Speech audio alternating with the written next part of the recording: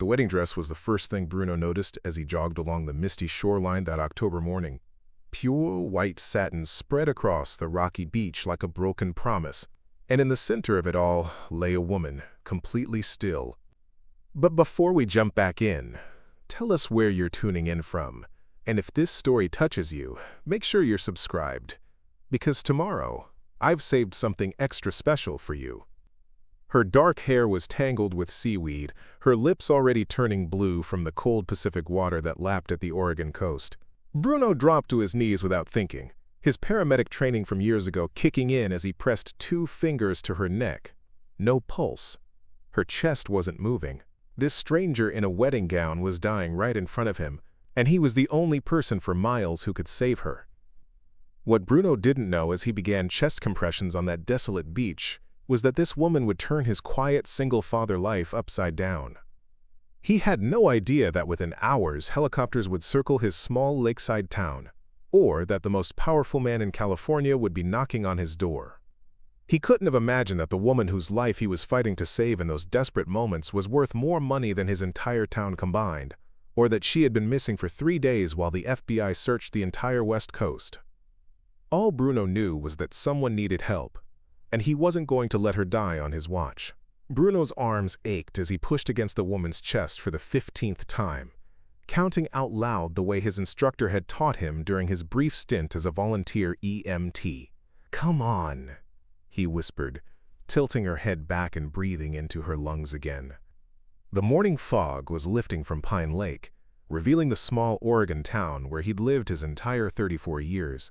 But right now his world had shrunk to this patch of sand and rocks where a stranger fought for her life. When she finally coughed up seawater and gasped for air, Bruno felt relief flood through him like warm coffee on a winter morning. Her eyes fluttered open, confused and panicked, darting around the unfamiliar coastline before settling on his face.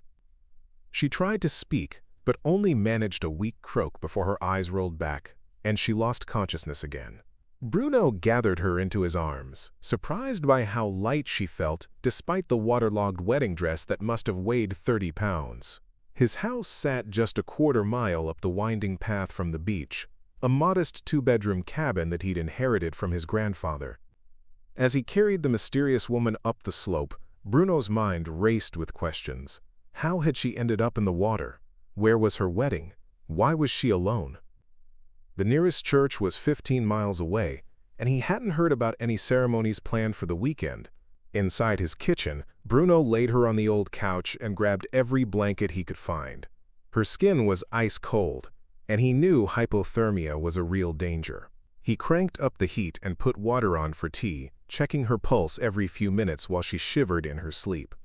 The wedding dress was soaked through, but he wasn't about to undress an unconscious stranger. Instead, he found his largest sweatshirt and draped it over her shoulders. 8-year-old Lily padded into the living room in her pajamas, rubbing sleep from her eyes. "Dad? Who's the princess?" she asked, staring at the elaborate gown with wide-eyed wonder. Bruno had been dreading this conversation. How do you explain to a child that you found someone nearly dead on the beach? "She had an accident, sweetheart," he said gently, kneeling down to Lily's level. "She's gonna stay here until she feels better, okay? Can you help me take care of her?" Lily nodded solemnly, the same serious expression she'd worn when her mother died 2 years ago. She'd learned early that sometimes grown-ups needed taking care of too. When the woman woke up 3 hours later, Bruno was sitting in the kitchen chair he'd pulled beside the couch, reading while Lily colored quietly at the dining table. Preparing and narrating this story took us a lot of time, so if you are enjoying it, subscribe to our channel. It means a lot to us. Now, back to the story. The stranger's eyes were clearer now, a striking green that seemed to take in every detail of his simple home. She struggled to sit up, wincing as she moved. "Where am I?" she asked, her voice hoarse but educated, with the kind of refined accent Bruno associated with expensive private schools. "Pine Lake, Oregon," he replied, setting down his book. "I'm Bruno. I found you on the beach this morning. You weren't breathing." He paused, studying her face. "Can you tell me your name?" She hesitated for a long moment, her eyes darting toward the window as if she expected someone to be watching. When she finally spoke, her voice was barely above a whisper. "Maya," she said. "My name is Maya."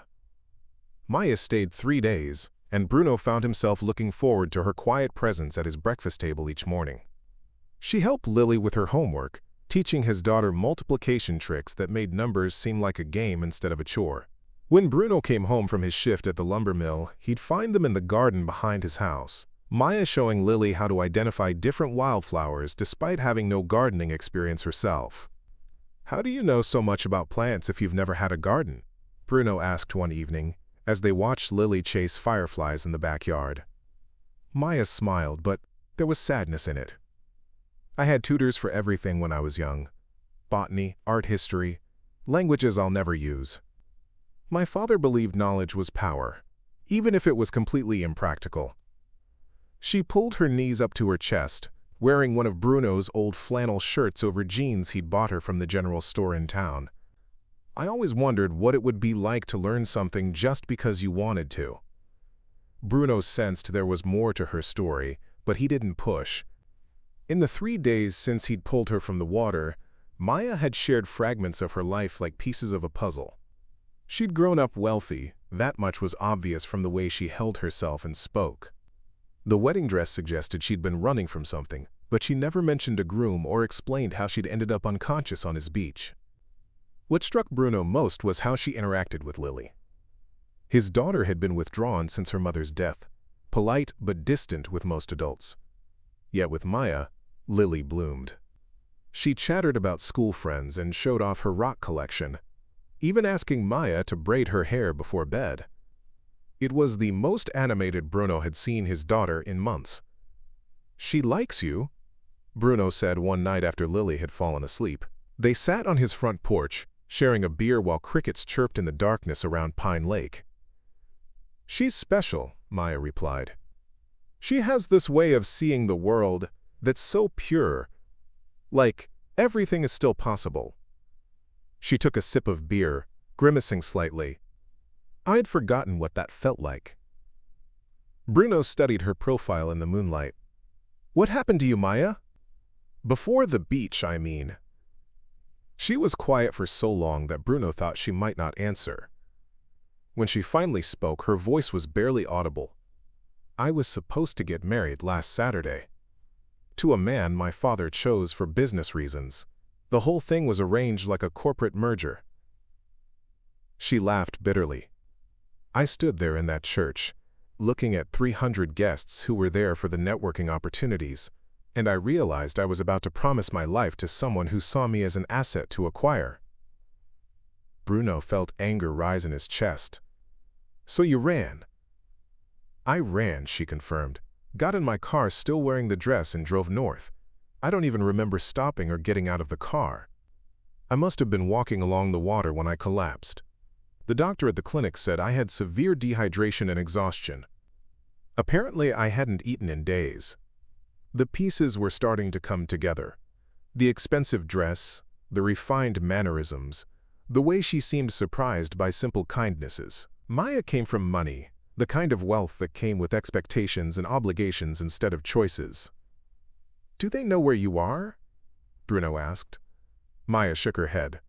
"I left my phone in the car. Threw my engagement ring in a gas station trash can somewhere outside Sacramento. As far as anyone knows, I vanished." She turned to look at him directly. "I know I can't stay here forever, Bruno. I know this isn't real life. But for the first time in 26 years, I feel like I can breathe." Bruno wanted to tell her she could stay as long as she needed, but he understood the impossibility of it. Whatever world she came from would eventually come looking for her. People with money and power didn't just disappear without consequences. The next morning, Bruno woke to the smell of pancakes and the sound of Lily's laughter from the kitchen. He found them making breakfast together, Maya flipping pancakes while Lily set the table with the care of someone performing an important ritual. His daughter wore the pink dress she saved for special occasions, and Maya had braided wildflowers into her own dark hair. "It's Sunday," Lily announced proudly. Maya said we should make it special. They spent the day at the lake, Bruno teaching Maya how to cast a fishing line, while Lily built elaborate sand castles along the shore. Maya was a terrible angler, getting her line tangled in the reeds more often than not, but she laughed at her mistakes in a way that made Bruno realize she wasn't used to being bad at things without consequences. "In my family, failure wasn't really an option," she explained as Bruno untangled her line for the fourth time. "I had piano lessons, writing lessons, French tutors. If I couldn't master something quickly, they'd find a different tutor or a different activity. No one ever told me it was okay to be terrible at something just for fun." Bruno watched her try again, this time managing to cast the line a few feet into the water without catching any vegetation. When she whooped with excitement at the small success, Lily clapped and cheered as if Maya had just won an Olympic medal. The pure joy on both their faces made something twist in Bruno's chest. That evening, as they cooked dinner together, Maya seemed different. More relaxed, but also sadder somehow. She helped Lily with a school project about family traditions, listening intently as his daughter described their Saturday morning pancake ritual and the way they visited her mother's grave with fresh flowers every month. "What are your family traditions?" Lily asked innocently. Maya was quiet for a moment. "We had charity galas," she said finally. "Every Christmas, my father would throw a party for 500 people to raise money for various causes. I would wear a formal dress and shake hands with donors. When I was little, I thought that's what Christmas was supposed to be like." Bruno saw Lily's confused expression and stepped in. "Different families celebrate different ways, sweetheart." Later, after Lily was asleep, Maya sat on the couch staring at the fire Bruno had built. She seemed lost in thought, her hands wrapped around a mug of hot chocolate that had gone cold. "I've been thinking," she said without looking at him, "about what happens next." Bruno felt his stomach drop. He'd known this conversation was coming, but he wasn't ready for it. In just 3 days, Maya had become part of their routine, part of their small family. Lily had started setting 3 places at the table automatically. The house felt different with her in it, warmer somehow. "I can't run forever," Maya continued. "People are probably looking for me by now. My father has resources. Private investigators, connections in law enforcement. It's only a matter of time before they trace the car or check traffic cameras." Bruno sat beside her on the couch, careful to maintain some distance. "What will you do?" "I don't know," she admitted. "Go back, I suppose. Face whatever consequences come from humiliating my father and his business partners. Try to find some way to live with the choices I've made." The resignation in her voice made Bruno's chest ache. "What if you didn't go back?" Maya looked at him then, hope and fear warring in her green eyes. "What do you mean? What if you stayed? Started over somewhere they couldn't find you? People do it all the time. With what money? What identity?" "Bruno, I've never had a real job in my life. I don't even know how to apply for one. My entire existence has been managed by other people." She laughed, but there was no humor in it. 3 days ago, I didn't even know how to make pancakes. Bruno wanted to argue, to tell her that those things could be learned, that what mattered was the kindness he'd seen her show Lily, and the genuine smile that crossed her face when she thought no one was watching. But he also understood the practical realities she faced. People from her world didn't just disappear into small Oregon towns and start new lives. They sat in comfortable silence, watching the fire crackle in the hearth. Outside, Pine Lake reflected the stars, peaceful and unchanging. For a moment, Bruno allowed himself to imagine a different ending to this story, one where Maya could stay and become part of their quiet life by the water. But even as he entertained the fantasy, he knew it was just that. Maya belonged to a different world, one with obligations and expectations he couldn't fully understand, and no matter how much he'd grown to care for her in these few short days, he couldn't ask her to give up everything she'd ever known for a life, with a widowed lumber mill worker and his 8-year-old daughter. The fire burned lower, and eventually Maya stood to go to her room. At the doorway, she paused and looked back at him. "Thank you," she said simply, "for saving my life. For not asking questions. For letting me pretend, just for a little while, that I could be someone different." After she'd gone to bed, Bruno sat alone with the dying fire, already missing her presence and dreading the moment when she would inevitably have to leave. The helicopters arrived on Thursday morning. Bruno was splitting firewood behind his house when he heard the distinctive whir of rotor blades cutting through the autumn air. He straightened, shading his eyes against the morning sun as 3 black helicopters circled Pine Lake like mechanical vultures. His blood ran cold when he realized they were descending toward the small airfield on the other side of town. Inside the house, Maya was helping Lily get ready for school, braiding the little girl's hair with the patience of someone who had all the time in the world. Bruno burst through the back door, his heart pounding. "Maya," he said, trying to keep his voice calm for Lily's sake. "We need to talk." She looked up from where she knelt behind Lily's chair, her hands stilling in his daughter's hair. Something in his expression must have told her everything because her face went pale. "What is it?" she asked. "Helicopters. 3 of them. They just landed at Murphy's airfield." Maya's hands dropped to her sides, and Lily turned around with concern written across her young face. "What's wrong? Why do you both look scared?" Bruno knelt down to his daughter's level, forcing a smile he didn't feel. "Nothing's wrong, sweetheart, but I think Maya might need to leave today." Lily's face crumpled. "But she promised to help me with my science project. We were going to build a volcano." Maya gathered Lily into her arms, holding her tight. "I know, little one, I'm sorry. Sometimes grown-ups have to break promises they don't want to break." Before Bruno could respond, the sound of vehicles on gravel reached them through the front windows. He moved to the living room and peered through the curtains, his stomach dropping at what he saw.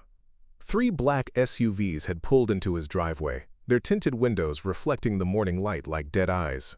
Men in expensive suits were climbing out, adjusting their jackets in a way that suggested they were armed. "Maya," Bruno called, his voice tight. "You need to see this." She appeared beside him at the window, Lily clinging to her hand. When Maya saw the vehicles, she made a sound like all the air had been knocked out of her lungs. "Oh God," she whispered. "He found me."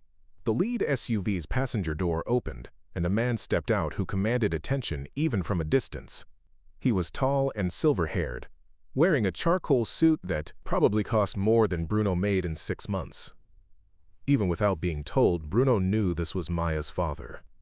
The resemblance was unmistakable in the set of their shoulders and the determined way they both moved.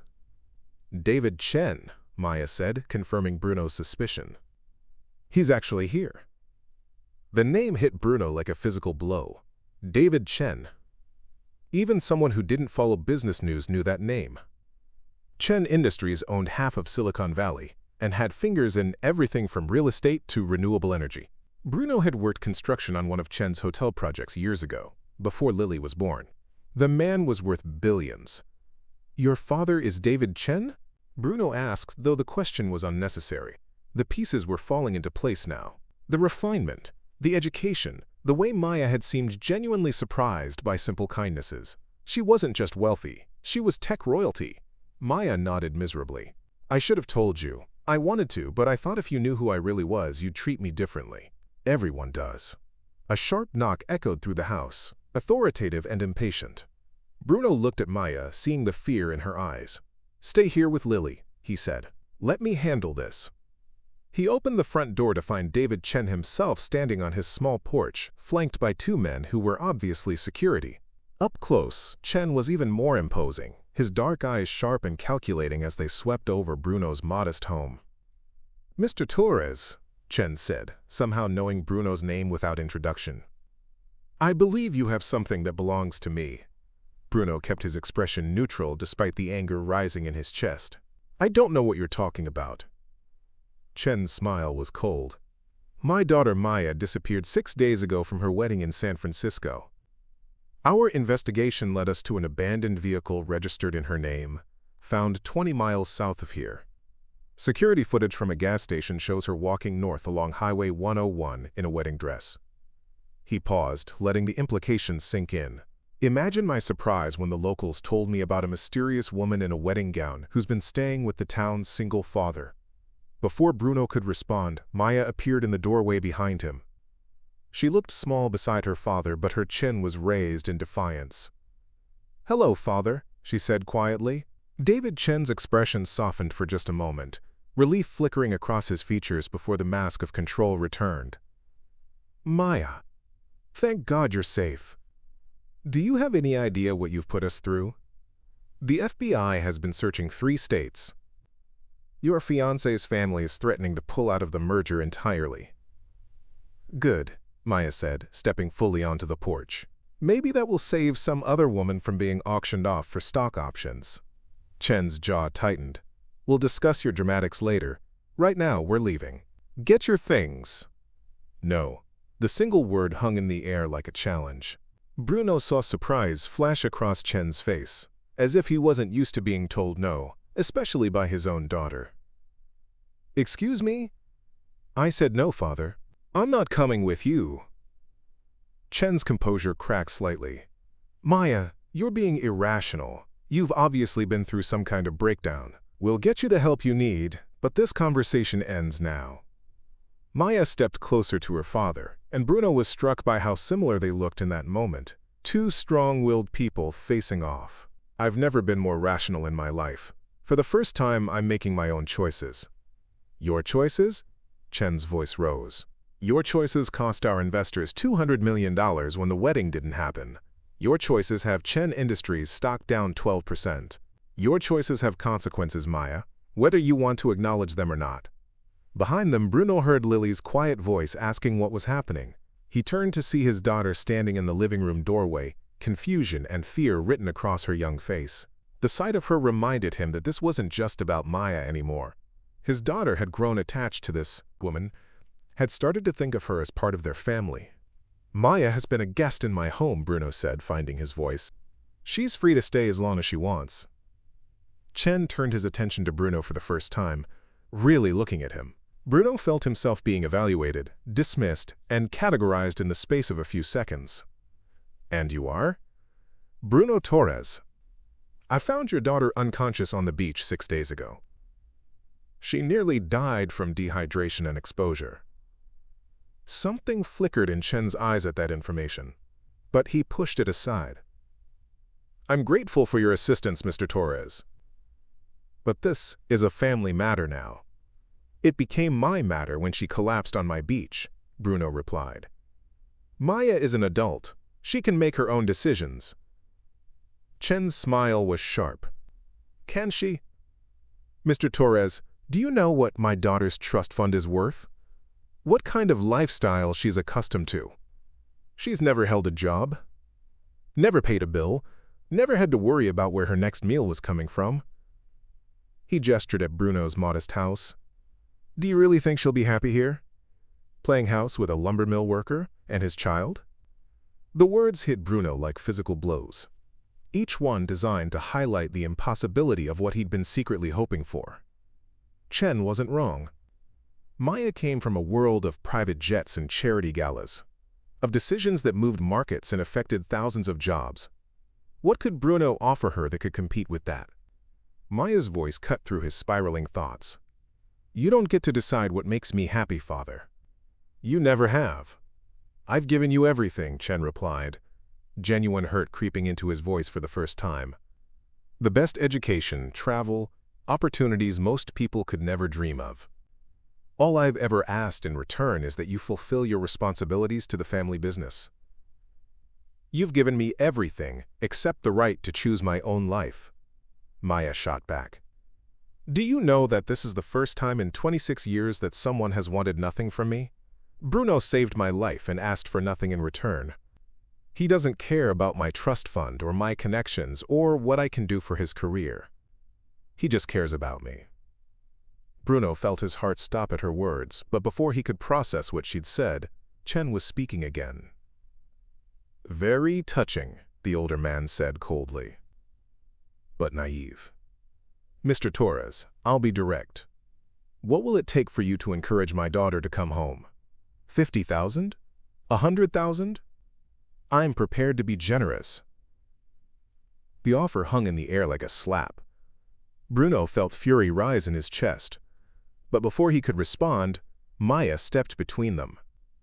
Don't you dare, she said to her father, her voice shaking with rage. Don't you dare try to buy him. Not everyone is for sale. Chen ignored her, keeping his eyes on Bruno. Everyone has a price, Mr. Torres. What's yours? Bruno looked at this man who thought money could solve everything, who saw his own daughter as a business asset to be managed. Then he looked at Maya, who was watching him with desperate hope in her eyes, and at Lily, who was peeking around the corner with the wide-eyed confusion of a child watching the adults in her world fall apart. "There isn't enough money in the world," Bruno said quietly. "Maya is welcome in my home for as long as she wants to stay." For the first time since he'd arrived, David Chen looked genuinely surprised. David Chen's surprise lasted exactly 3 seconds before his expression hardened into something Bruno had never seen before. Pure, calculated fury. "I see," Chen said, his voice dropping to a dangerous whisper. "Mr. Torres, I don't think you understand the situation you've inserted yourself into. My daughter is not some lost puppy you can adopt. She has legal obligations, financial commitments, and responsibilities that extend far beyond your little lakeside fantasy." He pulled out his phone and made a call, never taking his eyes off Bruno. "Yes, it's me. I need you to run a complete background check on Bruno Torres, Pine Lake, Oregon. Employment history, credit report, tax records, everything. Also, I want to know about any permits, licenses, or legal vulnerabilities related to his property. 20 minutes. Maya grabbed her father's arm. "Stop it. Whatever you're planning, just stop." Chen shook her off gently but firmly. "Maya, you've had your vacation from reality. It's time to come home. The Harrington merger can still be salvaged if we act quickly. James is willing to overlook your temporary lapse in judgment." "My temporary lapse in judgment?" Maya's voice rose to nearly a shout. "Father, I found out 3 hours before the wedding that James had been cheating on me for months. His best man told me at the rehearsal dinner he thought I already knew. He thought it was some kind of sophisticated arrangement." This was clearly news to Chen, and Bruno saw him process the information with the calculating mind that had built a business empire. "That's unfortunate, but not insurmountable. Wealthy men have always had their indiscretions. The important thing is the merger." Maya stared at her father with genuine shock. "Do you hear yourself? You're talking about my life like it's a commodity to be traded." "Your life affects thousands of other lives," Chen replied coldly. "Our employees, our investors, our subsidiary companies. Your personal happiness is not more important than the livelihoods of all those people." Bruno felt sick listening to this conversation, watching Maya's face crumble as her father systematically dismantled any hope she might have had for understanding or support. But what made him angrier was the way Chen kept glancing at his phone, clearly waiting for ammunition to use against Bruno and his family. The phone buzzed, and Chen answered immediately. "Go ahead." He listened for several minutes, his expression growing more satisfied with each piece of information. When he hung up, his smile was predatory. "Interesting reading, Mr. Torres. It seems your property taxes are 3 months behind. Your wife's medical bills from her cancer treatment left you with significant debt. You're currently working 2 jobs to make ends meet, and your daughter's college fund has been completely depleted." Chen paused, letting the words sink in. "I could solve all of those problems with a single phone call." Bruno felt heat rush to his face. Those financial struggles were private, painful reminders of the choices he'd made to spend Katie's final months by her side instead of working. "My finances are none of your business." "They became my business when you decided to interfere with my family," Chen replied. "Here's what's going to happen. You're going to convince my daughter that this ridiculous infatuation is just misplaced gratitude for saving her life. You're going to help her pack her things and get in that car with me. In return, I'll pay off your debts, establish a proper college fund for your daughter, and ensure that your property taxes are never a concern again." The offer was staggering, more money than Bruno could earn in 10 years. Lily's future secured, the crushing weight of debt lifted from his shoulders. All he had to do was betray the woman who had brought light back into his house. "And if I refuse?" Bruno asked, though he already knew the answer. Chen's smile turned genuinely frightening. "Your property sits on some very valuable lakefront real estate. I'm sure the county would be interested to know about the unpermitted additions you've made to your dock. The EPA might want to investigate potential water contamination from your septic system. The IRS could certainly take another look at your tax returns from the past few years." He paused. "I'm sure it's all perfectly legal, but investigations take time. during which your accounts could be frozen, your property could be condemned, and your daughter could end up in foster care while you fight the charges. Bruno felt the world tilt beneath his feet. This man could destroy his life with a few phone calls, could take Lily away from him, could leave them with nothing, and Chen knew it. Maya had gone completely white during this exchange. You would do that? You would hurt an innocent child to get what you want? I would protect my daughter from making a catastrophic mistake, Chen replied. Mr. Torres understands the situation now. Don't you, Mr. Torres? Bruno looked at Maya, seeing the desperation in her eyes, the way she was silently begging him to fight for her. Then he looked toward the house where Lily was still hiding, probably wondering why the scary men were making everyone upset. His daughter had already lost her mother. She couldn't lose her home, and her father too. Maya, Bruno said quietly, hating himself for what he was about to do. Maybe your father's right. Maybe this has all been too fast, too intense. We barely know each other.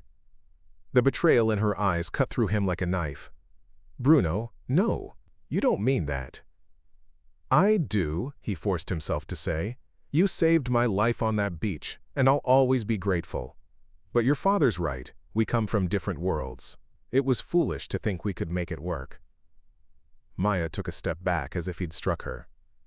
You're lying. I know you're lying. This isn't what you want. It doesn't matter what I want, Bruno replied, the words tasting like ash in his mouth. It matters what's realistic. Your father can give you everything you need. I can't. Chen watched this exchange with satisfaction, recognizing victory when he saw it. Maya, go get your things. We have a plane waiting. Maya looked between Bruno and her father, tears starting to fall down her cheeks. You're both cowards, she said finally. You're both too afraid to let me make my own choices. She turned to Bruno, her voice breaking. I thought you were different. I thought you saw me as more than just my father's daughter. I do, Bruno wanted to say, but the words wouldn't come. Instead, he stood frozen as Maya walked back into his house to collect the few belongings she'd accumulated during her stay. She emerged 10 minutes later carrying a small bag, wearing the same clothes she'd arrived in 6 days ago. She had washed and dried the wedding dress, folding it carefully into a garment bag that looked absurdly out of place in his modest home. Lily appeared in the doorway as Maya reached the porch, her young face streaked with tears. You're really leaving? Maya knelt down and pulled Lily into a fierce hug. I have to, sweetheart. But I want you to remember something, okay?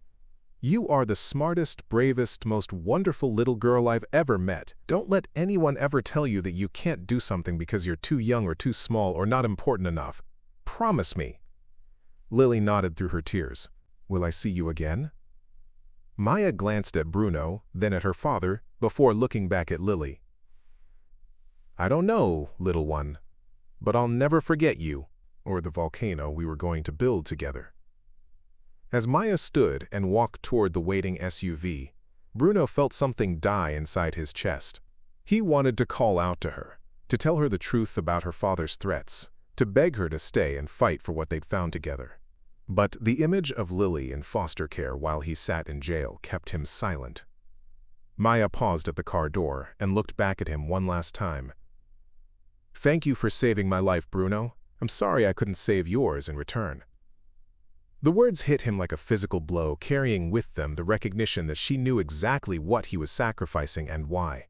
She understood that he was choosing Lily's security over his own happiness, and she both hated him and loved him for it. David Chen paused before getting into his own vehicle. You made the right choice, Mr. Torres. For what it's worth, I believe my daughter cared for you. But caring isn't enough when the stakes are this high.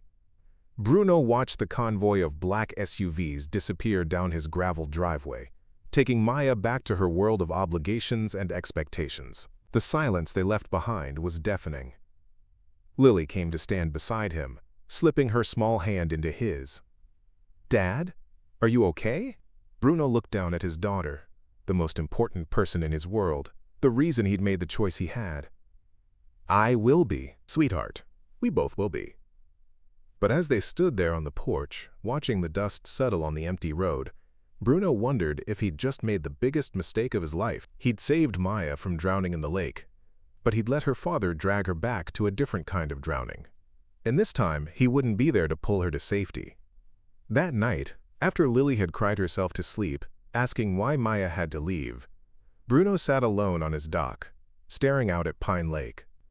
The water was calm and dark, reflecting the stars like scattered diamonds. He thought about Maya's laugh, about the way she'd braided flowers into Lily's hair, about the hope he'd seen in her eyes when she looked at their simple life. He thought about David Chen's threats, about the choice between love and security, between fighting for happiness and protecting what mattered most. He'd made his decision, but that didn't make it hurt any less.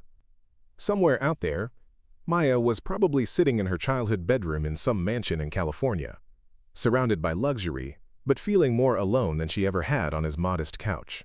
And Bruno knew that no amount of money could heal the wound they'd both carry from this day forward.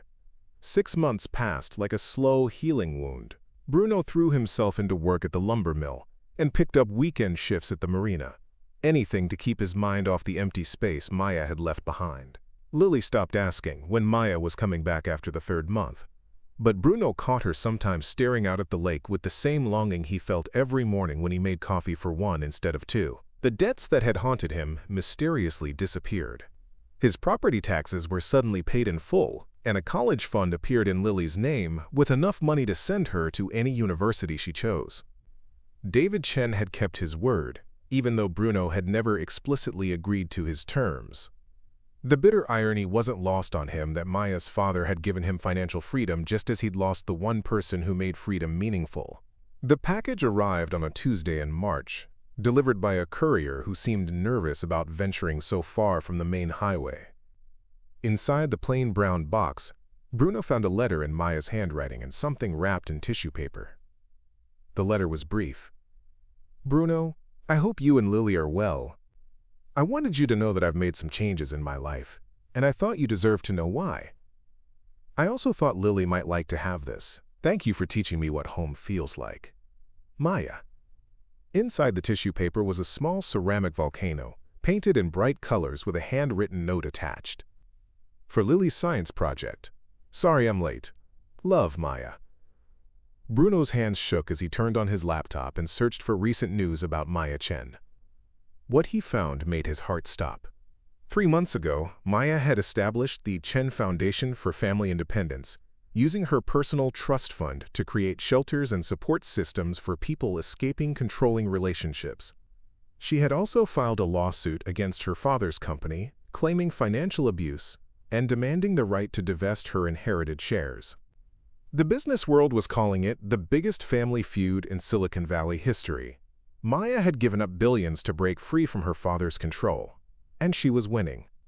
The courts had ruled in her favor, recognizing her right to make independent financial decisions. She had kept enough money to fund her foundation, but had walked away from the vast majority of her inheritance. But what made Bruno's chest tight with hope was the final paragraph of the article. Maya Chen had reportedly purchased a small property in rural Oregon and planned to establish the foundation's headquarters there, focusing on creating safe spaces for people to rebuild their lives away from the pressures of their past. Bruno read the article 3 times before the implications fully hit him. Maya was coming back to Oregon. She had fought her father, sued her own family, and given up a fortune to reclaim her right to choose her own life. And she was choosing to be close to Pine Lake. That weekend, Bruno drove to the address listed in the news article, a small farm about 20 miles north of town. The property was still being renovated, but he could see the bones of something beautiful taking shape. Rolling green fields, a restored farmhouse, and several smaller buildings that looked like they were being converted into meeting spaces and temporary housing. He was standing by his truck, trying to work up the courage to knock on the door, when he heard a familiar voice behind him. "I was wondering when you'd show up." Bruno turned to find Maya walking toward him across the field, wearing jeans and a work shirt, her hair pulled back in a practical ponytail. She looked different from the polished woman who had left with her father 6 months ago. She looked free. "Maya," he said, his voice catching on her name. "Hello, Bruno." She stopped a few feet away, studying his face. "You look tired." "You look happy," he replied, and meant it. Despite everything she'd given up, Despite the legal battles and family drama, there was a lightness in her eyes that hadn't been there before. "I am happy," she said simply. "For the first time in my life, everything I have is something I chose for myself, including this." She gestured at the property around them. "It's going to be a place where people can stay while they figure out their next steps. No judgment, no expectations, just time and space to heal." Bruno felt tears burning behind his eyes. "Maya, about what happened before, about what I said." "You protected your daughter," she interrupted. "You chose her safety over your own happiness. I understand why you did it, Bruno. I even respect you for it. But it doesn't mean it didn't hurt." They stood in silence for a moment, the weight of those lost months hanging between them. Finally, Bruno found his voice. "Your father threatened to take Lily away from me, to destroy everything we had. I couldn't risk it." Maya nodded slowly. "I know. I figured it out eventually. My father's very good at finding people's pressure points." She paused. "But Bruno, you should know that those threats were empty. I've spent the last 6 months learning exactly how my father's power works and where its limits are. He could have made your life difficult, but he couldn't have taken Lily from you. Not permanently." The revelation hit Bruno like a physical blow. All those months of guilt and regret, all the sleepless nights wondering if he'd made the right choice, and the threats had been largely bluff. "I couldn't have known that then," he said quietly. "No, you couldn't have. But you know it now." Maya took a step closer. "Bruno, I didn't buy this place just for the foundation. I bought it because it's close enough to Pine Lake that a certain 8-year-old girl could visit whenever she wanted. Close enough that her father could come by for dinner if he was interested." Bruno felt his heart racing. "Maya, are you sure? You've given up so much already. Your family, your inheritance." "I gave up things that were never really mine to begin with," she corrected. "Money I didn't earn, a marriage that would have been a business transaction, a life that was designed by someone else. What I found with you and Lily, that was real. That was mine." Before Bruno could respond, the sound of a car on gravel interrupted them. They turned to see Lily running across the field, having spotted Bruno's truck from the road where his neighbor had dropped her off after school. "Maya!" Lily shouted, launching herself into Maya's arms with the fearless joy of childhood. "You came back! Dad's been sad every day since you left. Are you staying this time?" Maya caught Lily in a fierce hug, looking over the little girl's head at Bruno. "That depends on your dad. But I hope so." "I really hope so." Bruno crossed the remaining distance between them, his heart full for the first time in months. "We missed you," he said simply. "Both of us. Every single day." Maya smiled, the real smile he remembered from their mornings making pancakes together. "I missed you too. Both of you. More than you know." As the three of them stood together in the golden afternoon light, Bruno realized that some stories don't end with perfect resolutions. They end with new beginnings, with the courage to choose love over fear, with the recognition that home isn't a place but the people who make you feel whole. Maya had given up billions to fight for the right to choose her own life. And she was choosing them. All of them, together, building something real on a foundation of mutual respect and genuine affection. 6 months later, the Chen Foundation's first annual fundraiser was held in the Pine Lake Community Center, a modest affair that raised enough money to expand their programs to 3 more states. Bruno stood at the back of the room, watching Maya speak to the crowd about second chances and the courage to start over. Later that evening, as they tucked Lily into bed in Maya's farmhouse, their daughter looked up at them with the satisfied expression of a child whose world had finally made sense again. "Are we a family now?" she asked. Bruno and Maya exchanged glances, both thinking of the winding path that had brought them here. The near drowning, the threats, the separation, the legal battles, and finally, the choice to build something together. "Yes," Maya said firmly. "We're a family. And for the first time in all their lives, that felt like the most natural thing in the world. Up next, you've got two more standout stories right on your screen. If this one hit the mark, you won't want to pass these up. Just click and check them out.